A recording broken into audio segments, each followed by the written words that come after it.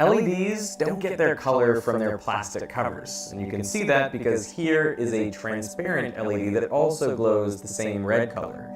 The color of the light comes from the electronics themselves. The casing just helps us tell different LEDs apart. In 1962, General Electric engineer Nick Holonyak created the first visible LED. It glowed a faint red. A few years after that, engineers at Monsanto created a green LED. But for decades, all we had were those two colors. So LEDs could only be used in things like indicators, calculators, and watches.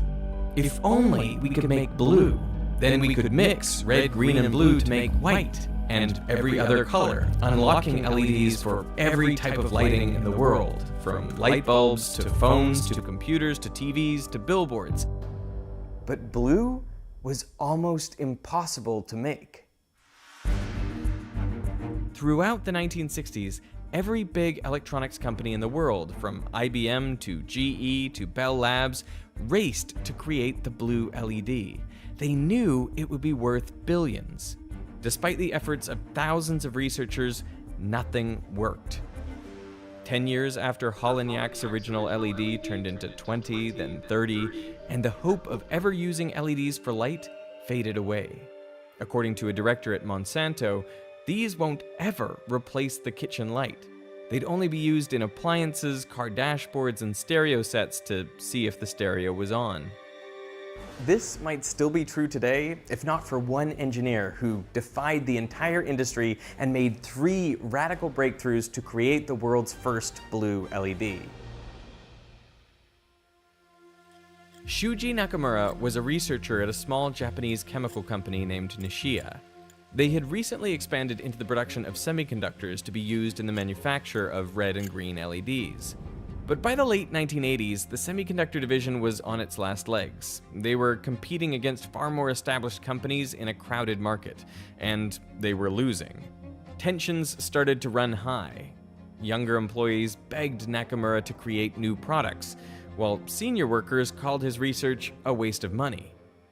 And at Nishia, money was in short supply. Nakamura's lab mainly consisted of machinery he had scavenged and welded together himself. Phosphorus leaks in his lab created so many explosions that his co-workers had stopped checking in on him. By 1988, Nakamura's supervisors were so disillusioned with his research that they told him to quit. So it was out of desperation that he brought a radical proposal to the company's founder and president, Nobuo Ogawa. The elusive blue LED that the likes of Sony, Toshiba, and Panasonic had all failed at. What if Nishia could be the one to create it? After suffering loss after loss on their semiconductors for more than a decade, Ogawa took a gamble. He devoted 500 million yen, or $3 million, likely around 15% of the company's annual profit, to Nakamura's Moonshot project. We knew that the shaving industry was sort of intentionally broken, it feels like. Everyone knew that LEDs had the potential to replace light bulbs, because light bulbs, the universal symbol for a bright idea, are actually terrible at making light. They work by running current through a tungsten filament which gets so hot it glows. But most of the electromagnetic radiation comes out as infrared heat. Only a negligible fraction is visible light. In contrast, LED stands for light-emitting diode. It's right there in the name. LEDs primarily create light, so they're far more efficient. And a diode is just a device with 2 electrodes, which only allows current to flow in one direction. So here's how an LED works. When you have an isolated atom, each electron in that atom occupies a discrete energy level. You can think of these energy levels like individual seats from a hockey stadium. And all atoms of the same element, when they are far apart from each other, have identical available energy levels. But when you bring multiple atoms together to form a solid, something interesting happens. The outermost electrons now feel the pull not only of their own nucleus, but of all the other nuclei as well. And as a result, their energy levels shift. So instead of being identical, they become a series of closely spaced but separate energy levels, an energy band. The highest energy band with electrons in it is known as the valence band, and the next higher energy band is called the conduction band. You can think of it like the balcony level. In conductors, the valence band is only partially filled. This means with a little bit of thermal energy, electrons can jump into nearby unfilled seats. And if an electric field is applied, they can jump from one unfilled seat to the next and conduct current through the material. In insulators, the valence band is full, and the difference in energy between the valence and conduction bands, the band gap, is large. So when an electric field is applied, no electrons can move. There are no available seats to move into in the valence band, and the band gap is too big for any electrons to jump into the conduction band.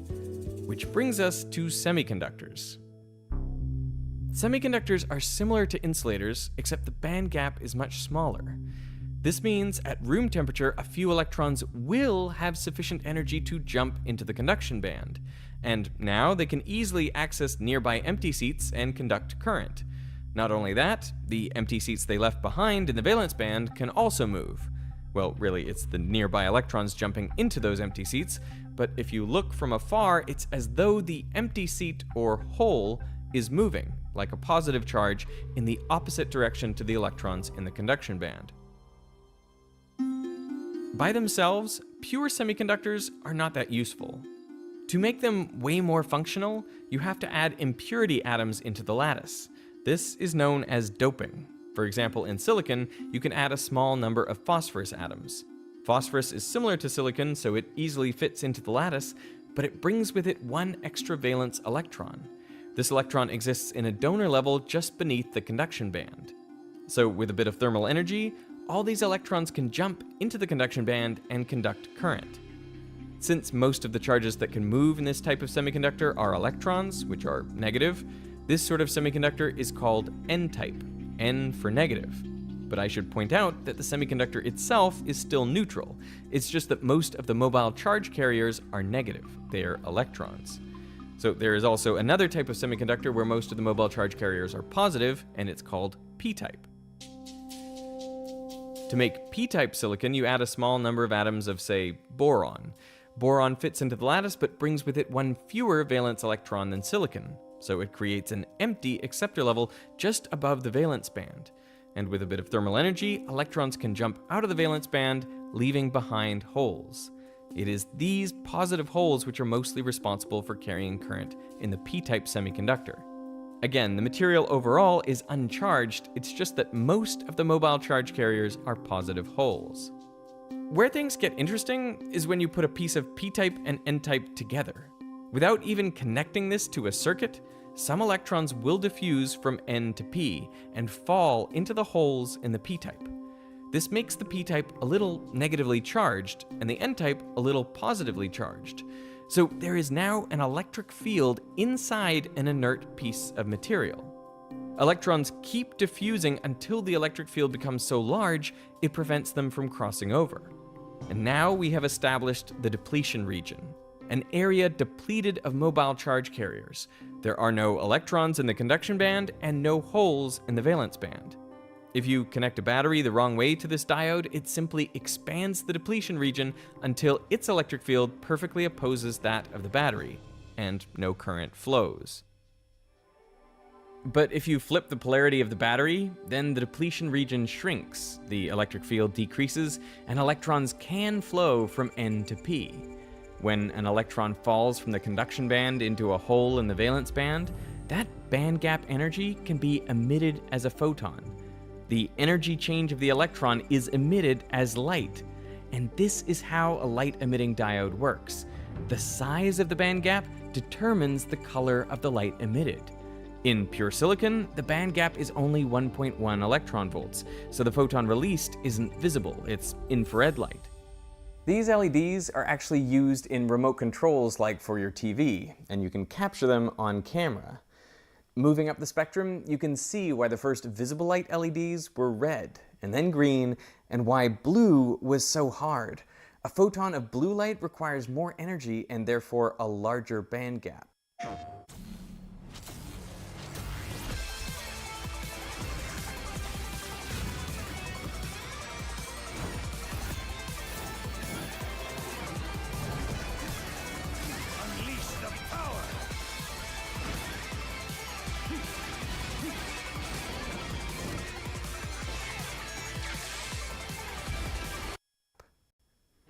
By the 1980s, after hundreds of millions of dollars had been spent hunting for the right material, every electronics company had come up empty-handed. But researchers had at least figured out the first critical requirement: high-quality crystal. No matter what material you used for the blue LED, it required a near-perfect crystal structure. Any defects in the crystal lattice disrupt the flow of electrons, so instead of emitting their energy as visible light, it is instead dissipated as heat. So the first step in Nakamura's proposal to Ogawa was to disappear to Florida. He knew an old colleague there whose lab was beginning to use a new crystal-making technology called metal organic chemical vapor deposition, or MOCVD. An MOCVD reactor, essentially a giant oven, was and still is the best way to mass-produce clean crystal. It works by injecting vapor molecules of your crystal into a hot chamber, where they react with a base material called a substrate to form layers. It's important that the substrate lattice matches the crystal lattice being built on top of it to create a stable, smooth crystal. This is a precise art. The crystal layers often need to be as thin as just a couple of atoms. Nakamura joined the lab for a year to master MOCVD, but his time there was miserable. He wasn't allowed to use the working MOCVD, so he spent 10 of his 12 months assembling a new system almost from scratch. Even worse, his lab mates shunned him, because Nakamura didn't have a doctorate, nor any academic papers to his name, as Nishia didn't allow publishing. His lab mates, all PhD researchers, dismissed him as a lowly technician. This experience fueled him. Nakamura wrote, "I feel resentful when people look down on me. I developed more fighting spirit. I would not allow myself to be beaten by such people." He returned to Japan in 1989 with two things in hand. One, an order for a brand new MOCVD reactor for Nishia, and two, a fervent desire to get his PhD. At that time in Japan, you could earn a PhD without having to go to university, simply by publishing 5 papers.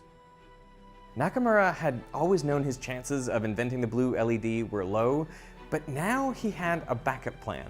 Even if he didn't succeed, he could at least get his PhD. But now the question was, with MOCVD under his belt, which material should he research? By this time, scientists had narrowed the options down to 2 main candidates, zinc selenide and gallium nitride. These were both semiconductors with band gaps theoretically in the blue light range. Zinc selenide was the far more promising option. When grown in an MOCVD reactor, it had only a 0.3% lattice mismatch with its substrate, gallium arsenide. Therefore, zinc selenide crystal had about 1,000 defects per square centimeter, within the upper limit for LED functioning. Its only issue was that while scientists had figured out multiple different ways to create N-type zinc selenide, no one knew how to create P-type. In contrast, gallium nitride had been abandoned by almost everybody for 3 reasons. First, it was much harder to make a high-quality crystal. The best substrate for growing gallium nitride was sapphire, but its lattice mismatch was 16%.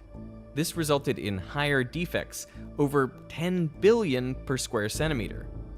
The second problem was that, like zinc selenide, scientists had only ever created N-type gallium nitride using silicon. P-type was elusive. And third, to be commercially viable, a blue LED would have to have a total light output power of at least 1,000 microwatts. That's 2 orders of magnitude more than any prototype had ever achieved. So between the 2 candidates, almost all researchers were focused on zinc selenide.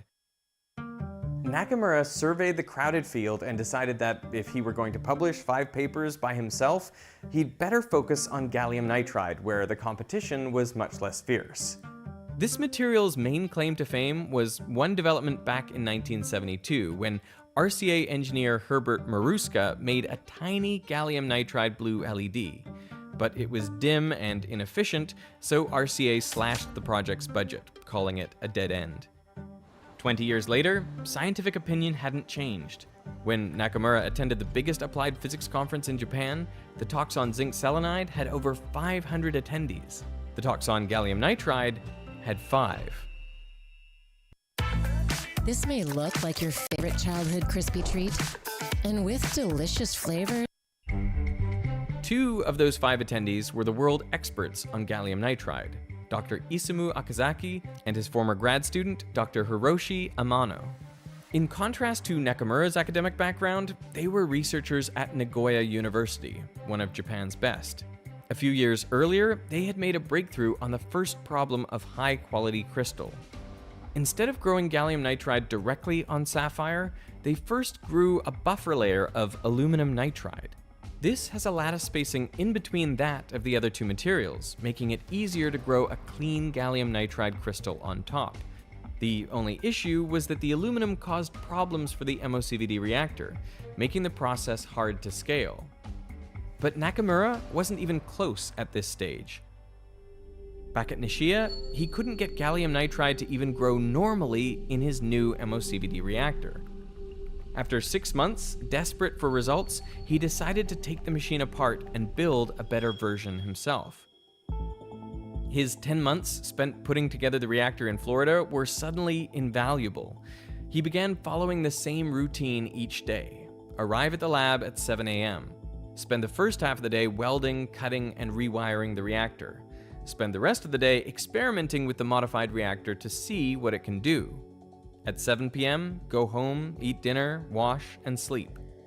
Nakamura repeated this routine every single day, taking no weekends and no holidays except for New Year's Day, the most important holiday in Japan. After a year and a half of continuous work, he came into the lab on a winter day in late 1990. As usual, he tinkered around in the morning, grew a gallium nitride sample in the afternoon, and tested it. But this time, the electron mobility was 4 times higher than any gallium nitride ever grown directly on sapphire. Nakamura called it the most exciting day of his life. His trick was to add a second nozzle to the MOCVD reactor. The gallium nitride reactant gases had been rising in the hot chamber, mixing in the air to form a powdery waste. But the second nozzle released a downward stream of inert gas, pinning the first flow to the substrate to form a uniform crystal. For years, scientists had avoided adding a second stream to MOCVD because they thought it would only introduce more turbulence. But Nakamura used a special nozzle so that even when the streams combined, they remained laminar. He called his invention the two-flow reactor. Now he was ready to take on Akazaki and Amano. But instead of copying their aluminum nitride buffer layer, his two-flow design allowed him to make gallium nitride so smooth and stable, it itself could be used as a buffer layer on the sapphire substrate. This, in turn, yielded an even cleaner crystal of gallium nitride on top, without the issues of aluminum. Nakamura now had the highest quality gallium nitride crystals ever made.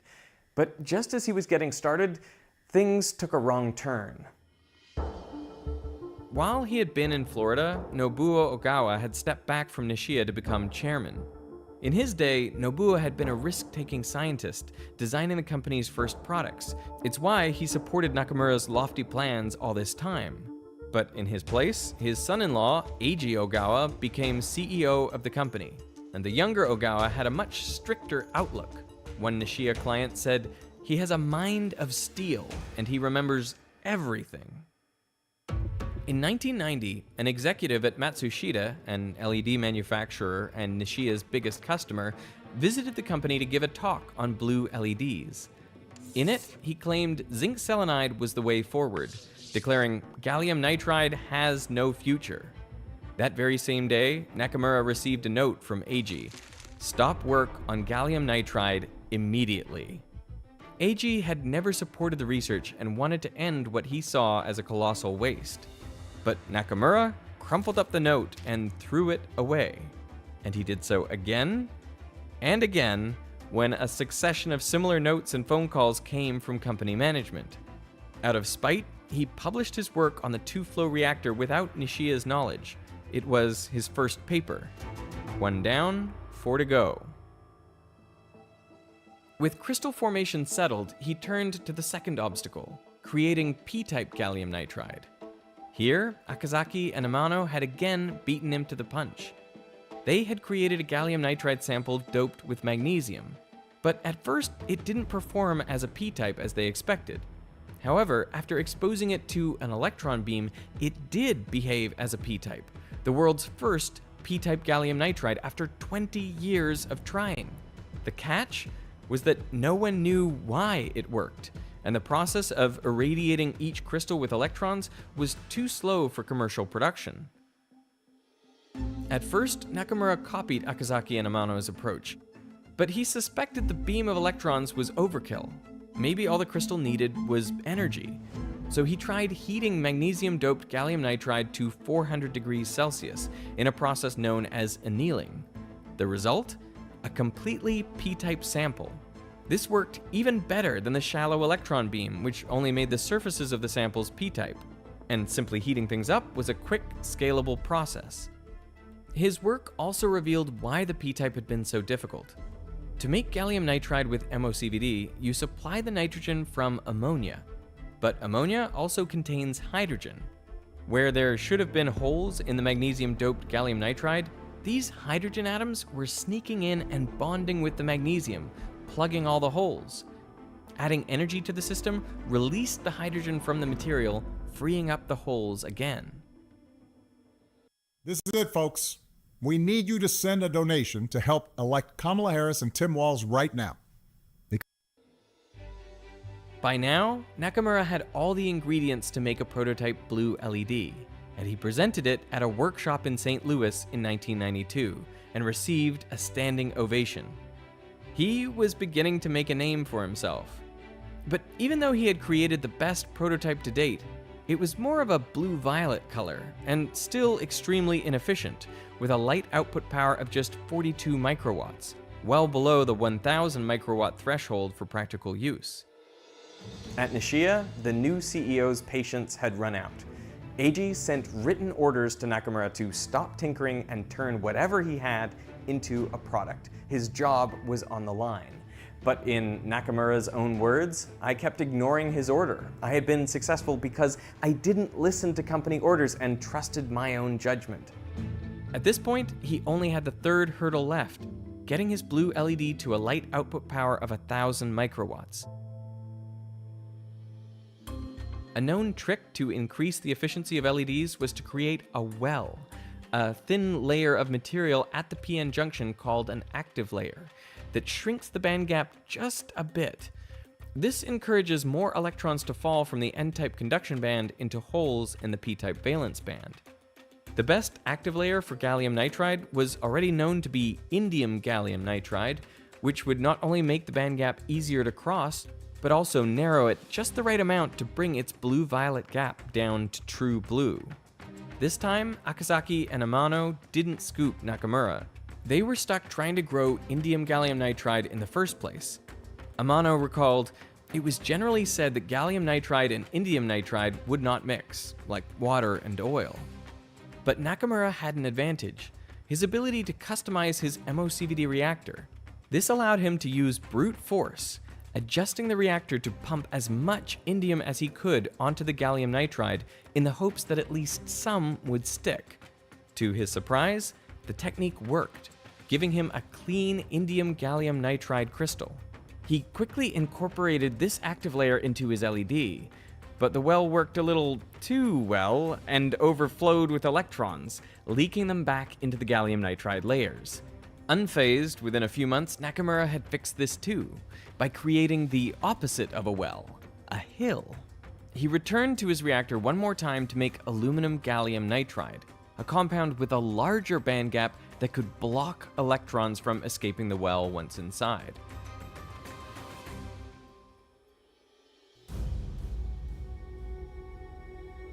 The structure of the blue LED had become far more complex than anyone could have imagined. But it was complete.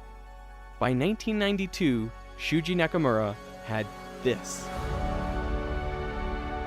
And I showed the chairman. I told him, "Please, hey, chairman, come to my office." I showed the blue LED and said, "Oh, this is great, and became so happy. I just at my office, yeah. After 30 years of searching by countless scientists, Nakamura had done it.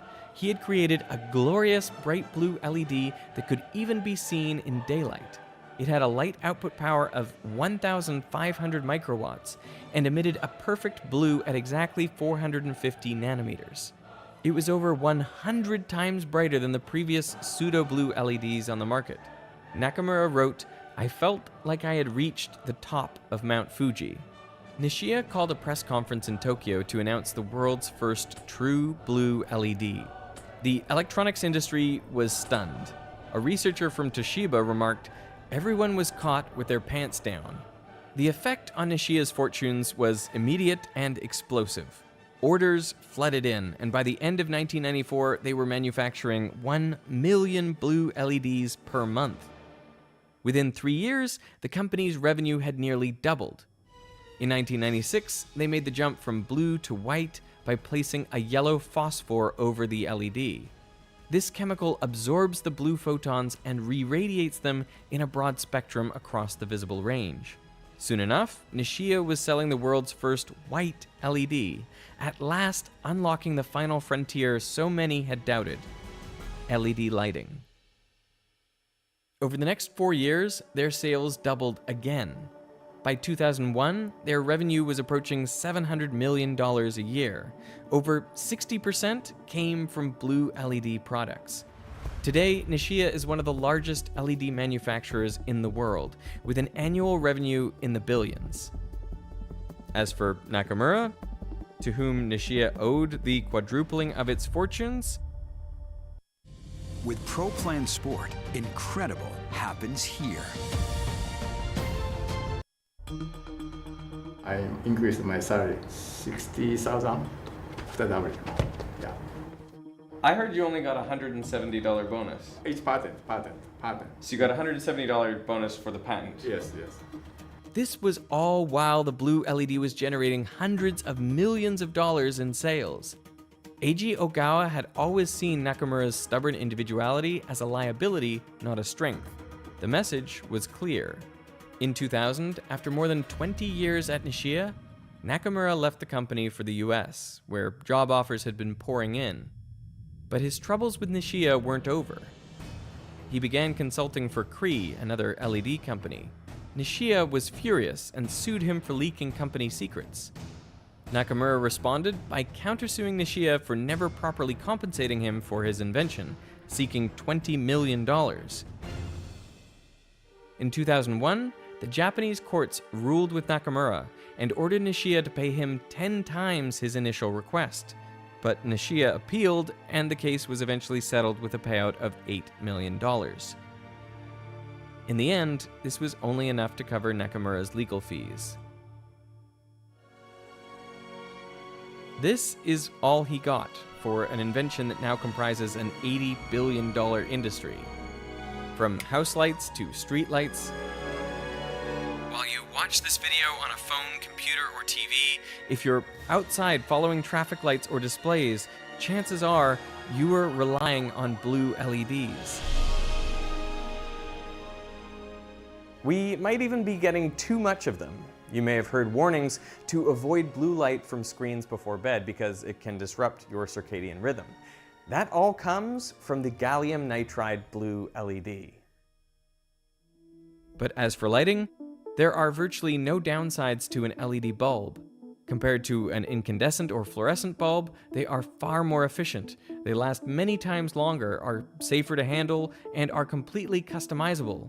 30 years after the first white LED, high-end bulbs today allow you to choose between 50,000 different shades of white.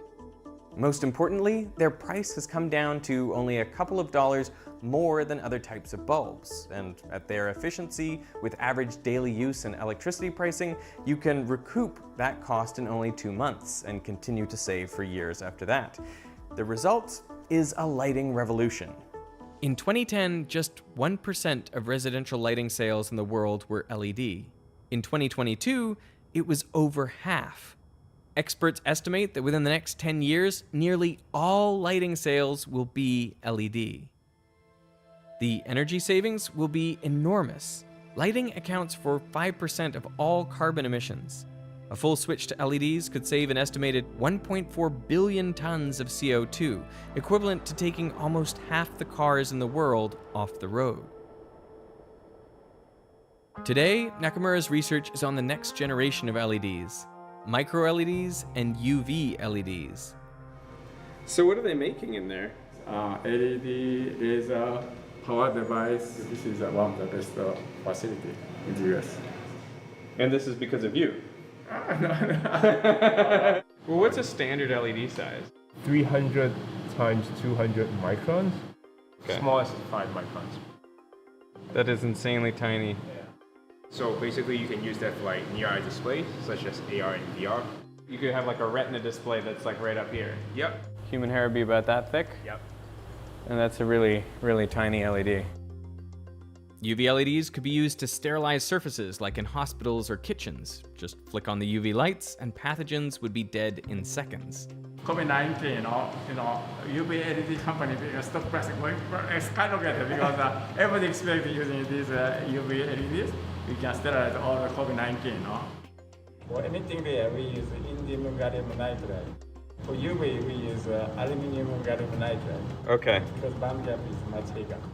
Do you think this is what's coming? It's okay, it works, but probably the cost is too high.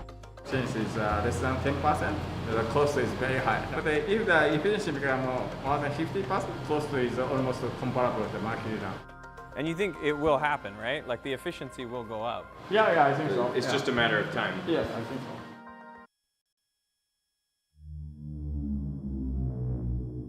Mr. Bowman, your reservation at And he's even tackling one of the biggest challenges of our time. I'm interested in physics, so. Me too.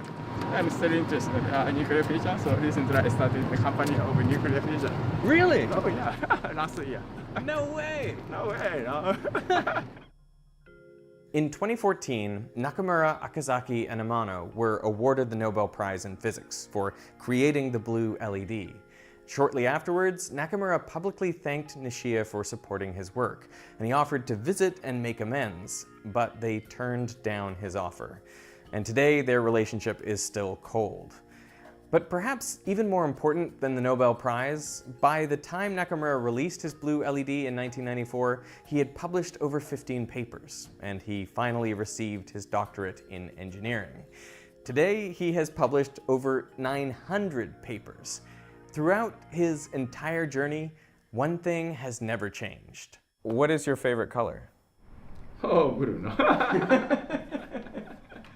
Was it always blue or only after you made the LED? I was born in the fishery village. In front of the house is the ocean, blue always.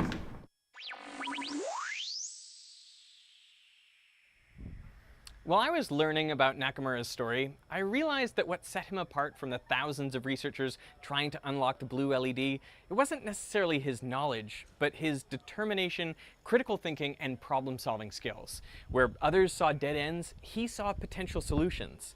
So if you're looking for a free and easy way to start building these skills for yourself right now, look no further than today's sponsor, Brilliant. Brilliant will make you a better thinker and problem solver while helping you build real skills in everything from math and data science to programming, technology, and you name it. On Brilliant, you'll learn through discovery by trying things for yourself. And you'll not only gain knowledge of key concepts, but learn to apply them to real-world situations, all while building your intuition, giving you the tools to solve whatever problems come your way.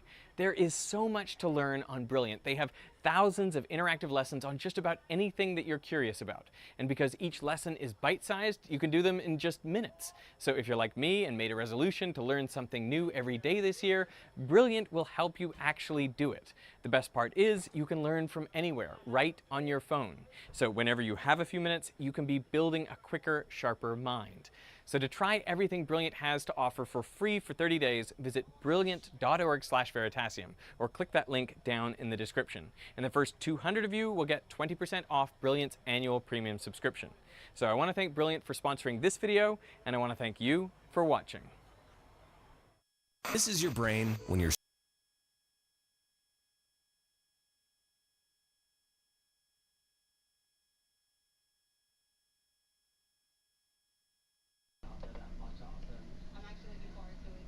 Man, this such an awesome Veritasium video. What I like about it a lot is it shows like so much of engineering and physics that we do kind of know and rely on every day for these LEDs. At the same time, I'm often told of how as advanced as our science is, we don't know a lot of fundamental things about physics. So still, we know enough to build these incredible human civilizations with LED screens. So anyway, today I noticed this is actually the video on Veritasium. If you're not a subscriber, you go to his home channel and this is the video he chooses to put on there. I can totally see why. It's I definitely like this video a lot.